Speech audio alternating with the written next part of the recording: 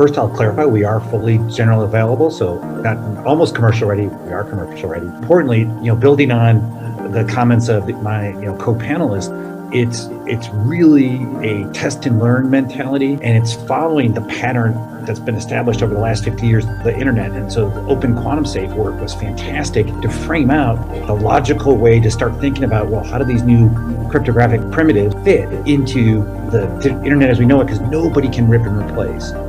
But what we're finding is the first moves, everyone's saying, look, I wish I could do everything, but I can't usually control the C in B2C, whether it's customer for B2B or consumer. I can control the E, the employee. So a lot of the early use cases are in those spheres of control. How do I quantum secure communications between two offices?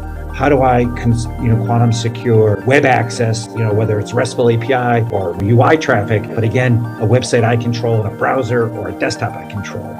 How do I secure document access between parties that have to exchange it? They'll get into secure SharePoint, quantum secure SharePoint, quantum secure exchange, right? The patterns are there, but it's because you have control, you have both ends of the pipe, the two hands that have to shake, and therefore you can try it, you can learn it, you can understand it, you can understand what it does to performance, to resource requirements, to staffing, to skill sets. And on the IoT side, again, it's the closed systems. When you see both ends, we're seeing a lot of medical device folks, if they have a breach, and so for them, they have really lightweight environments, so they need something fast and powerful cryptographically. Military, a lot of advanced applications, but a lot of the early use cases are drones because they're a little bit on the edge. They're not core systems.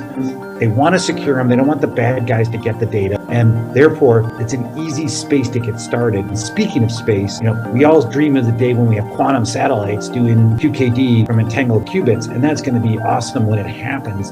But in the short term, a lot of the emphasis, especially on PQC and digital algorithms, is on transect. So the security of the transmission, the security of the routing is where there's a lot of immediate interest and immediate deployability.